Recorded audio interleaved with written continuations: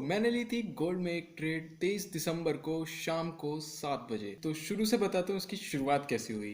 तो मार्केट में न्यूज़ थी 19 दिसंबर को जापान जो है रेट कट करेगा। ये हमें पहले से ही पता था कि जापान 19 दिसंबर को रेट कट करेगा। ठीक है। तो 19 दिसंबर को मार्केट ऐसा रिएक्ट बिल्कुल नहीं करा जैसा करना चाहिए था, जैसा लोग सोच रहे थे। अब लोग क्या सोच रहे थे कि मार्केट एकदम से नीचे गिरेगा, क्रैश करेगा। अब सिंपल सी बात है यार, अगर तुम्हें 15-20 दिन पहले पता लग जाएगा कि तुम फेल होने वाले हो, है ना, रिजल्ट वाले दिन, क्या तुम्हें उतना डर रहेगा? क्योंकि तुम्हें तो पहले से ही पता है ना कि तुम फेल हो। तो अब रिजल्ट वाले दिन तुम्हें उतना डर नहीं रहने का। तो सिंपल सा वही हुआ, जब सबको पहले से ही पता था कि रेट कट होंगे, तो मार्केट वहीं तभी से ही गिरना शुरू हो रहा था। पर अब कितना गिरेगा वो? ठीक है, उस दिन भी कुछ खास रिजल्ट आया नहीं, और उस दिन था फ्राइडे। उसके बाद था वीकेंड, सैटरडे संडे ऑफ था मार्केट। फ्राइडे की न्यूज़ थी 19 दिसंबर को, अगले दिन था वीकेंड, मतलब सैटरडे संडे ऑफ था। ठीक है, अब मार्केट खुलेगी मंडे को। तो मेरा प्लान ये था कि कोई चीज़, कोई पेयर ऊपर नीचे जाए ना जाए, पर गोल्ड जरूर ऊपर जाएगा। ठीक है। तो मेरी ये प्लानिंग थी। तो मैं अपनी प्लानिंग के अकॉर्डिंग था, पर मेरी प्लानिंग ये भी थी कि मंडे को जो है, जैसा गोल्ड यूजुअली करता है, मंडे को थोड़ा सा रेंज बाउंड रहेगा, कंसोलिडेट करेगा मार्केट। उसके बाद ट्यूसडे में अच्छा मूव आएगा, बायर्स एक्टिवेट होंगे। बट मैं ऐसे ही अपनी प्लानिंग के अकॉर्डिंग बैठा। मैं गया ट्यूसडे में। ठीक है, तो मेरा प्लान तो यही था ट्यूसडे में जाने का। तो ट्यूसडे में जब मैं गया तो मैंने मॉर्निंग में मार्केट में चेक करा, चार्ट्स चेक करे मैंने। तो देखा मार्केट अच्छा खासा बुल रन हो चुका था गोल्ड में। मैंने कहा भाई ये तो लेट हो गए थोड़ा हम। अब लेट हो गए, कोई बात नहीं, देखते हैं अगर कुछ मिल गई ट्रेड तो ठीक है, नहीं मिलती है तो कोई बात नहीं यार, दिसंबर है, काट लेंगे, है ना। हैप्पी क्रिसमस करके मना लेंगे। तो मैंने मॉर्निंग में चेक कर लिया था, शाम को मैंने चेक करा कि गोल्ड अपने ऑल टाइम हाई पे जा चुका है। ठीक है, अपना ऑल टाइम हाई बना चुका है वो। 4500 से थोड़ा सा नीचे, 4500 नहीं, थोड़ा सा नीचे, राउंड फिगर में नहीं है वो, थोड़ा सा उससे नीचे है। वो ऑल टाइम हाई है उसका अब तक का। तो मैंने जो है वहाँ पर सेलिंग की ट्रेड प्लान करी है। अब मैं आपको दिखाता हूँ चार्ट पर मैंने कैसे कैसे किया। तो मैं उस वक्त रिकॉर्ड नहीं कर पाया था ये, मैंने सोचा कि बाद में अच्छे से बताऊंगा। तो उस वक्त मैंने बस स्क्रीनशॉट ले लिया था। तो अब मैं बढ़िया तरीके से समझाता हूँ आपको कि कैसे मैंने ये ट्रेड लिया। तो ये गोल्ड का चार्ट है ना। 15 मिनट टाइम फ्रेम है। इसको ट्रेड को मत देखो, जो मैं दिखा रहा हूँ ये देखो। अभी यहाँ पर था ये गोल्ड का ऑल टाइम हाई। ठीक है। मार्केट अब जो है बहुत, मतलब पहले से ही भाग रहा था। मार्केट पहले से ही भाग रहा था। अब मैं दिखाता हूँ आपको कहाँ से भाग रहा था। ये देखो ये भाग कब से रहा था। ये भाग रहा था, देखो, 19 दिसंबर को न्यूज़ थी। ठीक है, उस दिन जो है कुछ खास मूवमेंट नहीं आई थी, जैसा मैंने आपको बताया था। उसके बाद 20 तारीख को जो है, 20 कह रहा हूँ सॉरी, 22 तारीख को, उसके बाद 19 के बाद वीकेंड आ गया था। उसके बाद 22 तारीख को जो है मंडे था, 22 तारीख का। ठीक है। उसके बाद देखो, यहाँ से भागना इसका शुरू हुआ गोल्ड का। ठीक है, भागता भागता कहाँ गया है, ये रुका नहीं है भाई। ये गया है 4497, जबकि 4500 पर इसका जो था, मतलब ये राउंड फिगर आती है ना, 4500, 4500 इसका ये राउंड फिगर है। तो ये पूरा वहाँ तक नहीं टच करा था इसने, ना इसके ऊपर क्लोजिंग दी थी, इससे नीचे क्लोजिंग दी थी इसने। तो ठीक है, ये देख सकते हो मैंने रेड लाइन बना रखी है यहाँ पर, ये देखो 4497, इससे नीचे इसकी क्लोजिंग थी, मतलब ऑल टाइम हाई उस समय जब मैंने ट्रेड लेने से पहले इसका ऑल टाइम हाई ये था। इसके बाद जो है जो है ऑल टाइम हाई बनाने के बाद मार्केट यहाँ पर रेंज में आ गया। तो सिंपल सी बात है, अगर कोई बंदा इतनी देर से भाग रहा है, मतलब भागते ही जा रहा है, भागते जा रहा है, तो उसके बाद वो थोड़ा सा रुकेगा, रेस्ट लेगा। ठीक है, उसके बाद आगे कंटिन्यू करेगा। ये हम भागते हैं, सपोज करो जैसे हम भागते हैं तो हमारा बीपी एकदम से बढ़ जाता है। ठीक है, जो भी है ब्लड प्रेशर एकदम से बढ़ जाता है। उसके बाद वो जब हम रुकते हैं, रेस्ट करते हैं, उसके बाद बीपी थोड़ा डाउन होता है। तो यही सिंपल सा लॉजिक है ना। बहुत वाहियात लॉजिक है, पर कोई बात नहीं। बहुत देर से मार्केट भाग रहा था, उसके बाद यहाँ पर जो है रेंज बाउंड हो गया था। ठीक है, पहली बात तो ये हुई, यहाँ पर रेंज बाउंड हुआ। दूसरा, वापस इस पर चार्ट पर आते हैं, ये देखो ऑल टाइम हाई पे था, यहाँ पर बनी रिजेक्शन कैंडल। मैं आपको दिखाता हूँ रिजेक्शन कैंडल, है ना। तो 30 मिनट्स में मैंने क्या देखा, यहाँ पर इस जोन को तो ये तोड़ नहीं पाया। उसके बाद बनी यहाँ पर एक रिजेक्शन कैंडल, ये देख रहे हो आप इसको, रिजेक्शन कैंडल को, ये जो बनी हुई है इतनी बड़ी विक है इसकी। ठीक है, दूसरी कंफर्मेशन यहाँ हुई, पहला था रेंज, दूसरी कंफर्मेशन हुई कि ये रिजेक्शन कैंडल बनी। उसके बाद यहाँ पर मैंने एंट्री प्लेस करी। मैंने स्टॉप लॉस क्या रखा अपना, ये देख सकते हो, $13 का यहाँ पर मेरा स्टॉप लॉस है। और करंट पोजीशन कुछ ऐसी चल रही थी। और मेरा ये टारगेट देख सकते हो, यहाँ पर मैंने रखा था 4460 पर। 4460 पर मैंने अपना यहाँ पर टारगेट रखा था, और जो कि 1:2 आ रहा था, ये 1:2 रिस्क टू रिवॉर्ड जो मेरा आ रहा था, ये 1:2 आ रहा था। ये जो प्रॉफिट लॉस के नंबर आ रहे थे ये स्क्रीन पर, स्टॉप लॉस क्या है मेरा, और इनिशियल क्या चल रहा है मेरा, क्या स्टॉप लॉस है मेरा, कितनी क्वांटिटी है मेरी, ये नंबर किसी के लिए कम हो सकते हैं, किसी के लिए ज़्यादा हो सकते हैं। तो इससे फ़र्क नहीं पड़ना चाहिए आपको, अगर आप ट्रेडर हैं तो।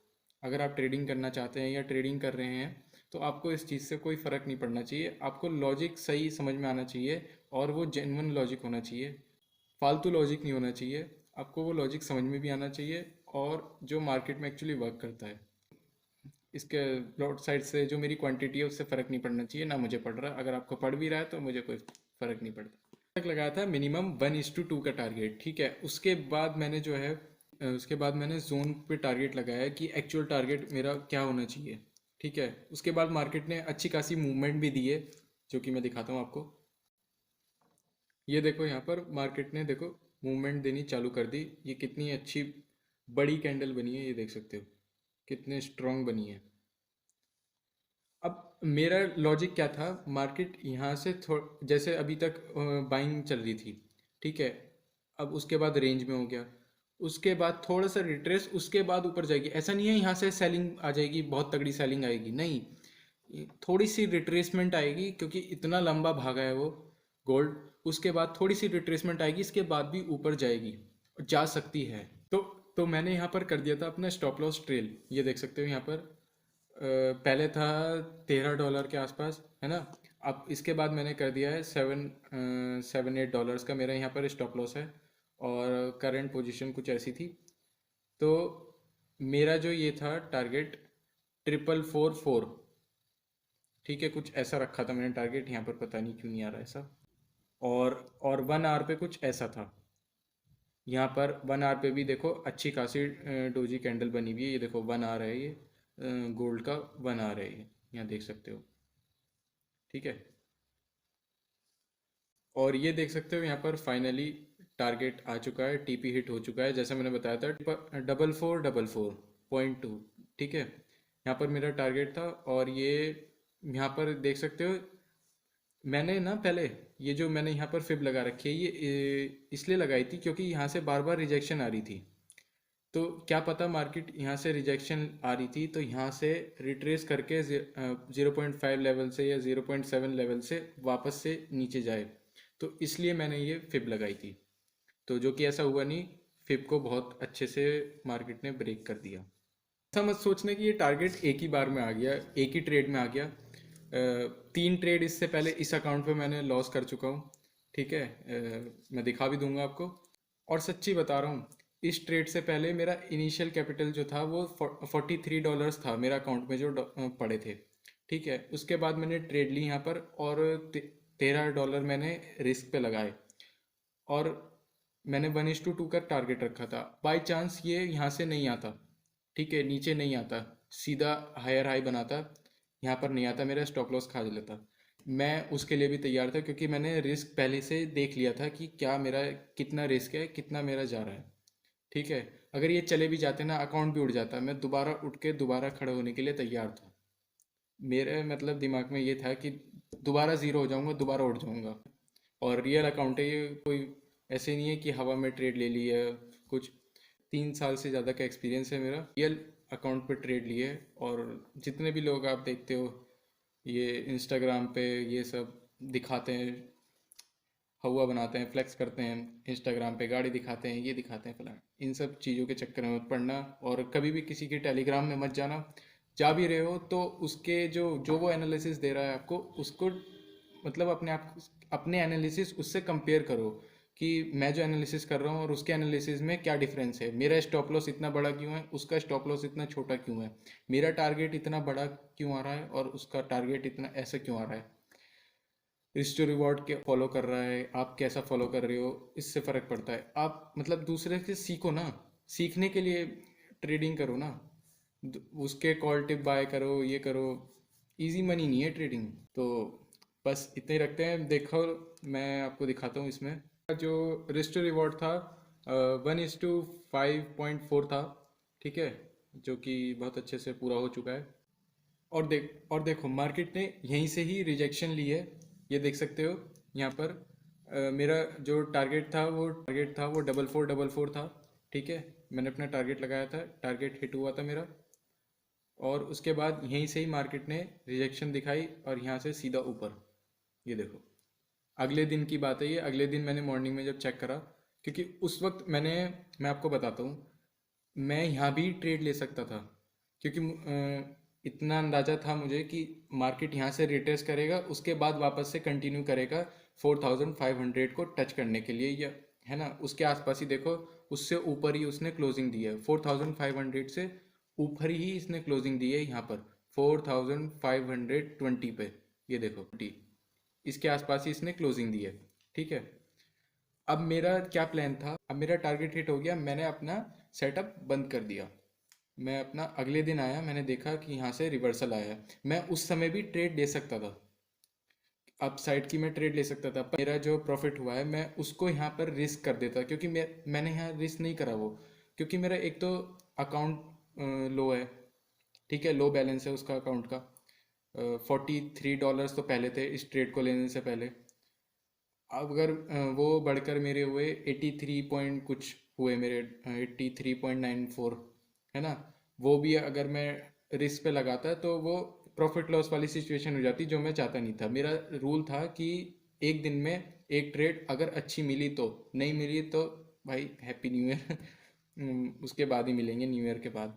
तो अपने रूल्स को फॉलो करो। और ये पहला अकाउंट नहीं है मेरा, पहले ही बता चुका हूँ मैं, पहले भी दोबारा बता रहा हूँ, ये मेरा पहला अकाउंट नहीं है, इससे पहले भी अच्छा खासा लॉस हुआ है, ठीक है। प्रैक्टिस करिए, प्रैक्टिस से ही आई है यहाँ तक, मैं प्रैक्टिस से ही पहुँचा हूँ। तो इसी बात पे वीडियो को लाइक कर दो यार। तो एक इम्पॉर्टेंट बात और करते हैं कि मैंने टारगेट यहीं क्यों रखा, मैंने जोन कैसे फाइंड आउट करा कि यहीं से ही टारगेट, यहीं टारगेट रखना चाहिए, यहीं से रिवर्सल आना चाहिए। तो मैं वो बताता हूँ आपको। 1 घंटे का चार्ट है, ठीक है, 1 घंटे का चार्ट है ये। और यहाँ देखो, अब तक का ये बुल मूव था, अब बियरिश मूव हो चुका है। अब यहाँ से मार्केट अगर यहाँ से ऊपर से गिरा भी, यहाँ से नीचे गिरा, तो कहाँ तक गिरेगा ये, बड़े टाइम फ्रेम पे मैंने चेक करा, ठीक है। अब क्या चेक करा मैंने, ये देखो, सबसे पहला जो जोन था मेरा ये था 15 मिनट पे, ठीक है। मैं आपको दिखाता हूँ 15 मिनट पे सबसे पहले मैंने पास वाला जोन क्या मार्क करा था, ये देखो अभी भी मार्क है वो, कि और ये 1:2 आ रहा था यहाँ से टारगेट। मैंने सबसे पहले, मैंने आपको याद होगा, सबसे पहले मैंने 1:2 रखा था मैंने यहाँ। 1 आवर पे चलते हैं वापस से, ये मेरा अब दूसरा जोन होगा जो मैंने मार्क करा था, ठीक है। ये मार्क क्यों करा मैंने, यहाँ पर देखो इनडिसीजन कैंडल है जिसको हम डोजी भी कहते हैं। और उसके बाद यहाँ से सेलिंग की कंटिन्यूएशन होनी थी, यहाँ से सेलर्स एक्टिवेट हो रहे थे, पर एकदम से बाइंग आई, यहाँ पे सेलर एक्टिवेट नहीं हो पाए, तो ये हमारा बन गया था सप्लाई जोन। अगर ये यहाँ भी मार्केट नहीं रुकता, वो और इसको तोड़ देता, तो हम नेक्स्ट जोन क्या बनाते, मैं लेता ये वाला जोन, ठीक है, इस वाले जोन को लेता मैं। और अगर ये भी तोड़ देता, तो ये था हमारा प्रीवियस ऑल टाइम हाई, ये देख सकते हो, ये जो है, ये हमारा प्रीवियस ऑल टाइम हाई है, ये मैंने मार्क कर रखा था पहले ही। ये दिखाता हूँ मैं आपको, 4 आवर पे दिखाता हूँ ये देखो, प्रीवियस ऑल टाइम हाई है ये, यहाँ से बार बार रिजेक्शन हुई है, प्रीवियस ऑल टाइम हाई, ये देखो यहाँ पे आता है रिजेक्शन के लिए।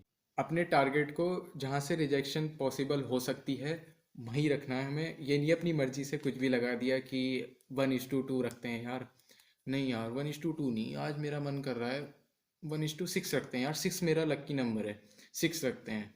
नहीं भाई, जो एक्चुअल में जहाँ पर आपको लगता है कि मार्केट यहाँ से रिजेक्शन दे सकता है चार्ट के बेसिस पर, उसी पर ही उसी को ही जोन को मार्क करो। तो वीडियो को रखते हैं यहीं तक, तो मिलते हैं अगली वीडियो में। अगर ये वीडियो बहुत बढ़िया लग रही है आपको तो कमेंट में ज़रूर बताना और वीडियो को लाइक कर देना, चैनल को सब्सक्राइब कर देना दोस्तों। मिलते हैं नई वीडियो में, धमाकेदार वीडियो में, तब तक के लिए बाय बाय।